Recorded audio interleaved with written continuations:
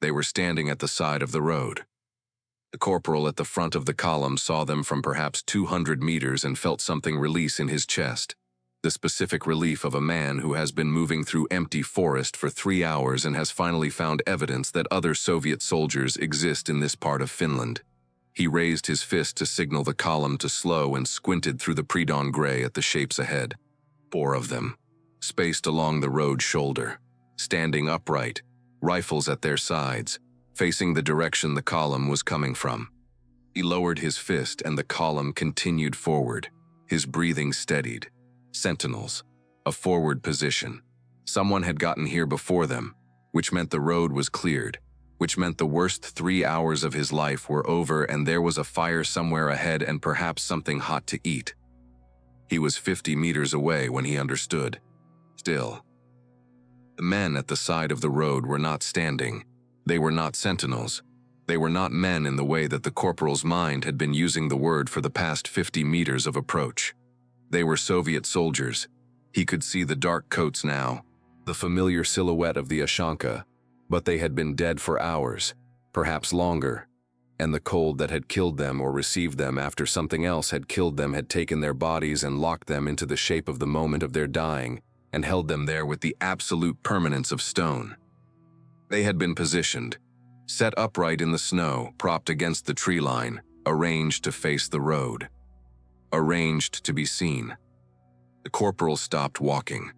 The column behind him stopped because he stopped, and for a moment that none of the men who were there would ever satisfactorily describe afterward, 22 Soviet soldiers stood in a Finnish road at -37 degrees and looked at 4 dead men who looked back at them. Then someone behind the corporal made a sound that was not a word.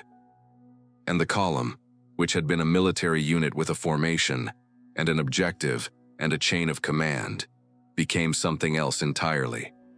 This is the story of a weapon that cost nothing to build, required no ammunition, left no ballistic evidence, and produced casualties that no military medical unit was equipped to treat. It is a story about the specific intelligence required to look at an environment, at its temperature, its darkness, its geometry, its effect on human tissue, and see not just the conditions of war but the materials of terror. It is a story about men who understood that the dead, in the right cold, do not have to stop fighting. And it is a story about what happens to an army when the boundary between the living and the dead stops being a boundary it can reliably locate. To understand what the Finns built on those roadsides, you first have to understand what the cold of the Finnish winter of 1939 actually did to a human body. Not the abstracted cold of a temperature reading, -35, -40, -43 at the worst of it, but the physical process that cold initiates in biological tissue with the indifference of a chemical reaction proceeding to completion. At -35 degrees Celsius, a human body that has lost its capacity to generate heat through metabolism begins to cool at a rate determined by the wind, the moisture content of the surrounding air, and the insulating properties of whatever clothing remains on it. The surface tissues, skin, ears, the tissue of the nose and fingers, begin to freeze first, ice crystals forming between cells, the water in the tissue expanding and destroying the cellular structure. This process is irreversible. Thawing frostbitten tissue does not restore it. The cells are gone. As the core temperature drops, the metabolic processes that generate consciousness and voluntary movement slow and then stop. A man dying of hypothermia does not experience the dramatic physical struggle that other forms of dying produce. He experiences, after the initial violent shivering that the body deploys as its last metabolic defense against the cold, a progressive narrowing of experience, a warmth that is not warmth, but the sensation produced by the nervous system as it loses the ability to correctly process the signals it is receiving, a drowsiness that is the body's cognition shutting down in sequence, a final stillness that occurs without drama, and sometimes without any observable external signal, and then the cold continues its work on the body that is no longer a body in the functional sense, and within a range of minutes determined by the temperature and the wind, the water in every tissue freezes, and the body becomes rigid with a completeness and a permanence that has no equivalent in any other process of death. It holds the position of the dying. This is the physical fact at the center of everything that follows. The Finnish winter did not merely kill Soviet soldiers. It preserved them, instantly, in the exact configuration of their final moments. A man who died on his knees forever, until the thaw. A man who died reaching for a radio died reaching for it. A man who died looking at the tree line died looking at the tree line, and his eyes, open or closed depending on the moment the cold completed its work, held that direction with the fixity of a compass needle. The Finns looked at this fact and saw it clearly, the way people who live in extreme cold see the cold clearly, not as a horror to be managed but as a property of the environment to be understood and, where possible, applied. The tactic that emerged from this understanding was not, as far as the available historical record shows, the product of a single decision by a named commander. It appears in Finnish accounts as something that developed from the intersection of practical necessity and tactical observation. Soldiers who had attacked a Soviet column, who had time before first light, who looked at the frozen bodies around them and understood, with the direct pragmatism of men who grew up in a landscape where wasted resources were a moral failing, that those bodies were not yet finished being useful. The practical requirements were minimal. The Finnish winter did the preservation. The soldiers provided the positioning.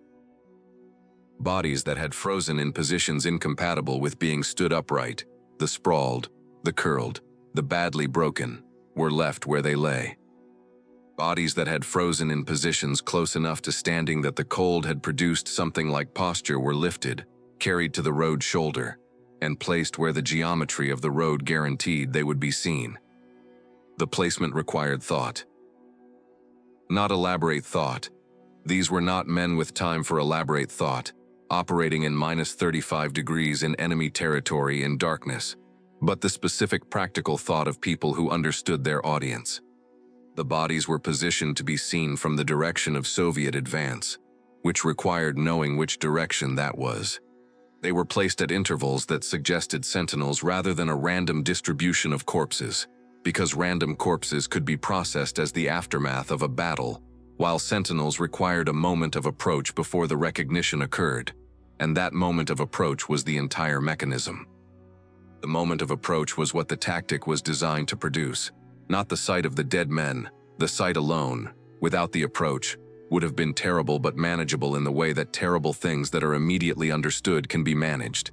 It was the interval of misidentification, the seconds during which the approaching Soviet soldier saw shapes in Soviet uniforms standing at the road shoulder and understood them as living men and felt the specific relief of a man who has been alone in a hostile environment and has found his own kind, and then understood what he was actually seeing. The human mind has a particular vulnerability to this specific sequence. It is not the same as seeing something frightening. It is the experience of having your own mind manufacture safety and then immediately revoke it, of having the relief, and then losing the relief, and standing in the space where the relief was with the understanding that your own perception cannot be trusted to distinguish the living from the dead. This is different from fear of a known threat. Fear of a known threat can be addressed by distance, by cover, by the application of firepower. What the standing dead produced was something that military doctrine had no category for and no prescribed response to. The knowledge that in this environment, in this cold, the familiar and the monstrous had become indistinguishable from 200 meters, and that the distance at which you could tell the difference was the distance at which it was already too late.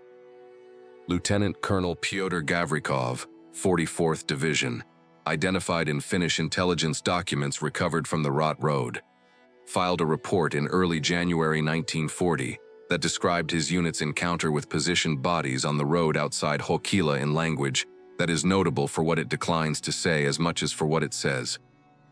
The report documents the discovery, the reaction of the advance element, the temporary breakdown of column cohesion, and the time required to restore forward movement.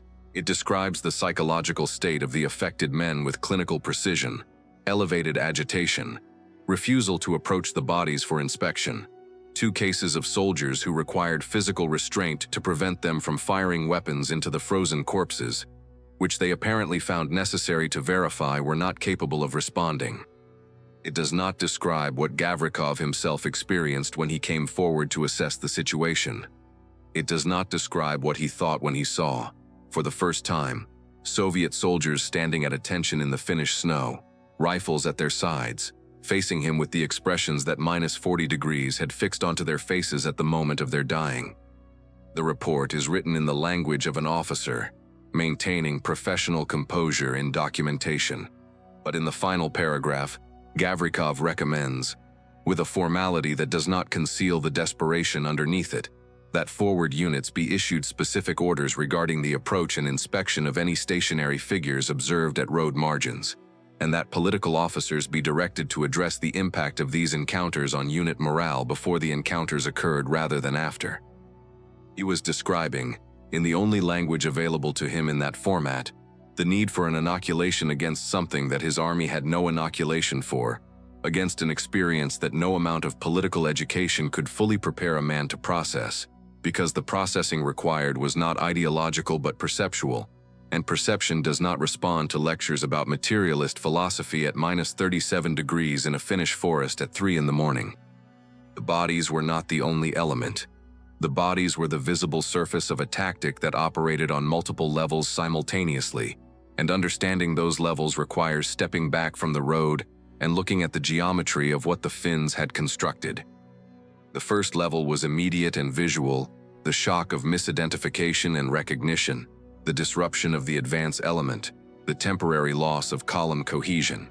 This was the most obvious effect and the one that Soviet reports documented most directly. The second level was temporal. The disruption of the advance element took time to resolve. In the dark, in extreme cold, a column that has stopped moving is a column whose men are getting colder. The time spent identifying the figures, reporting to command, receiving instructions, establishing that the figures were not a threat, and resuming forward movement was time that the Finnish winter spent on the Soviet soldiers with the neutrality of a process indifferent to the distinction between military and non-military targets. The third level was informational. The standing bodies told the Soviet command something it could not easily communicate upward in a way that would produce appropriate response. The Finnish patrols were operating with enough time and enough security in positions that had been Soviet territory hours or days earlier. The bodies had not positioned themselves. Someone had positioned them, in darkness, in -35 degrees, close enough to Soviet positions to use Soviet uniformed bodies, and had done it without being detected. The bodies were a message, and the message was, "We were here, and you did not know, and we will be here again, and you still will not know." The fourth level was the one that no Soviet military report fully captured but that every Soviet soldier who encountered the standing bodies carried with him afterward. It was the level of meaning. Not tactical meaning, not information about positions or strengths or intentions, but existential meaning. The standing dead meant that in this forest, in this cold, the Finns had found a use for everything. They used the trees for concealment, the lakes for mobility, the darkness for operations, and they used the dead for communication. An enemy that uses your dead to send you messages is an enemy that has understood the environment so completely that the environment, including what it does to human bodies, has become part of their arsenal. There is a particular quality of dread specific to this recognition. It is not the dread of a superior force. It is the dread of an intelligence operating on a register that you had not previously considered available. The Finnish soldiers who positioned those bodies were not, in most cases, executing a planned psychological warfare operation in the formal military sense. They were doing what practical men in an extreme environment do, using what was available to achieve an effect that served their purpose. The effect was understood before the decision was made, because these were men who had been raised in communities where winter was an annual confrontation with mortality and where the management of death, the practical, unsentimental processing of what the cold did to living things, was not a specialized institutional function but a routine part of life.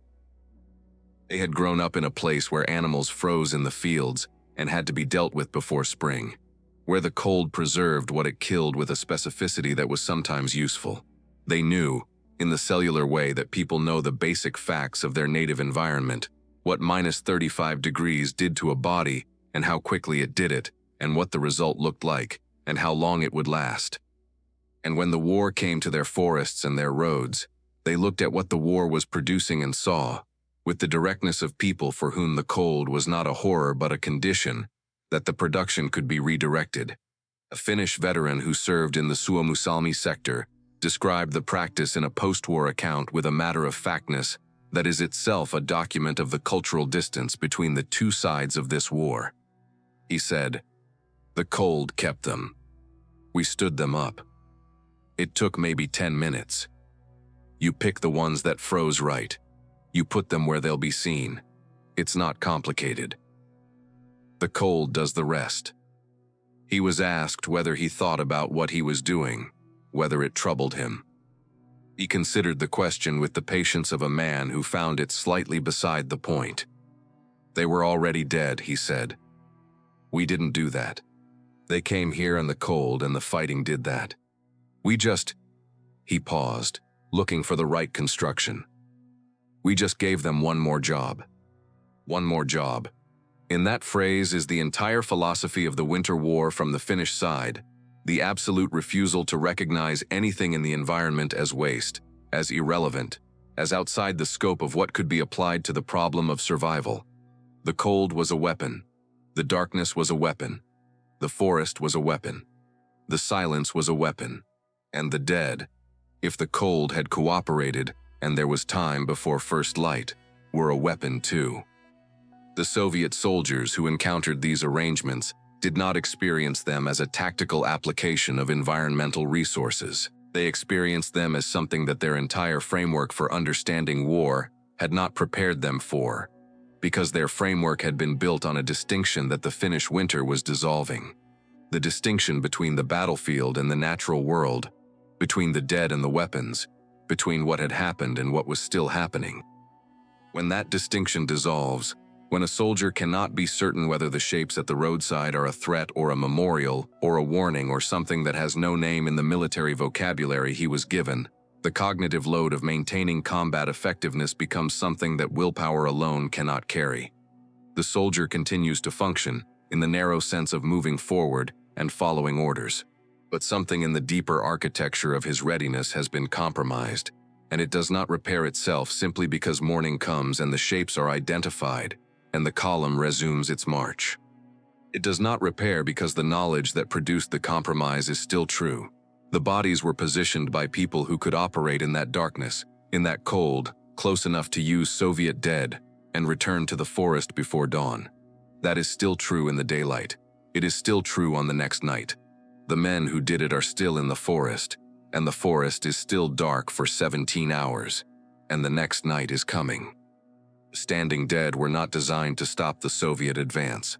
A more grandiose reading of the tactic, one that casts it as a deliberate strategic psychological operation, overstates both the planning involved and the Finns' interest in dramatic effect for its own sake. The Finns were not dramatists. They were not interested in horror as an aesthetic. They were interested in effects, and the effect of this particular application of the environment and its products was real and documentable and cost nothing that had not already been spent. It bought time. It bought disruption. It bought the seconds and minutes of column hesitation that, in the arithmetic of the Finnish defense, were the difference between a Soviet force that arrived at its objective at its expected strength and a Soviet force that arrived smaller, slower, colder, and with a quality of alertness in its soldiers that was the specific alertness of men who had stopped trusting what they saw at road margins and were processing every visual input through a layer of dread that had no off switch. In the field of military psychology, a field that was considerably less developed in 1939 than it is now, there is a concept that later researchers would come to call the persistence of threat. It describes the way in which a single encounter with a threat that cannot be fully processed continues to influence perception and behavior long after the immediate encounter has ended. The encounter with the standing dead on Finnish roads was not a threat in the direct sense. It did not fire a weapon. It did not close distance. But the persistence of what it meant, the knowledge that this was possible, that the Finns had thought to do this and had the darkness and the cold and the time to execute it, remained with the soldiers who encountered it as a background radiation of dread that affected every subsequent decision about road margins, about figures seen at distance, about what could be trusted and what could not. It is possible to measure this effect indirectly in the Soviet reports. The reports describe increased hesitation at approach to potential sentry positions, increased delays in forward movement when stationary figures were observed, increased rates of soldiers firing at ambiguous targets, the shots into the dark that accomplished nothing tactically but served the nervous system's need to respond to a threat that had no other available response. Every one of these behaviors cost time, cost ammunition, cost the kind of focused attention that combat effectiveness requires and that dread slowly but reliably depletes. The Finns spent nothing to produce these costs. The cold produced the material. The darkness produced the cover. The Finnish soldiers produced the positioning. Everything else, the hesitation, the disruption, the drain on attention and will, was produced by the Soviet soldiers themselves, from the raw material of what they had seen and could not stop seeing. This is the cleanest definition of psychological warfare available.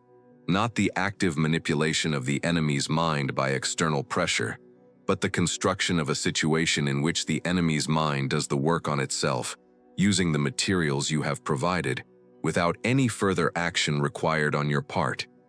The most efficient weapon ever built is the one that fires itself, the fear that the enemy loads, aims, and pulls the trigger on, with nothing but what you left behind for him to find. There is a version of this that exists in every domain where the terms of competition include the management of perception. The competitor who leaves something behind, a precedent, a demonstration, a result that should not have been possible, that the established player must approach and identify before resuming. The moment of approach is the mechanism. The misidentification is the vulnerability. The recognition is the damage. You do not have to be large to do this. You do not need resources beyond what the environment has already produced. You need the willingness to look at what is available, including what your opponent has already discarded as spent, as finished, as no longer relevant to the fight, and ask the question that practical people in extreme environments learn to ask reflexively. What else can this do? The standing dead on the Finnish roads were an answer to that question. They were what happened when men who wasted nothing looked at what the night, and the cold and the fighting had left behind and found, in the remains of the previous engagement, the opening move of the next one. The column moved on. It always moved on. The Soviet machine was large enough that disruption rarely became cessation, and the Finnish defense never had the strength to stop it entirely, only to slow it and bleed it, and make every kilometer more expensive than the last. But it moved on differently than it had moved before, with a quality of attention to the road margins that was not the attention of soldiers looking for threats, but the attention of soldiers who had learned that threats and their own dead could occupy the same space, could wear the same uniform, could stand in the same posture, and could be told apart only by the distance at which it was already too late. That knowledge traveled with the column. It traveled with every soldier who had seen the shapes at the road margin and understood, at 50 meters, what he was looking at. It was in the column when it arrived at its objective. It was in the soldiers when they slept, or tried to sleep, in the Finnish dark. It was in the reports that went back to Leningrad, filtered through the language of professional military documentation, but unmistakable in the shape of what the documentation was asking for. Tell us how to prepare soldiers for something we did not know was possible, in an environment we did not know could produce it. No one in Leningrad had a satisfying answer to that request. The forest did.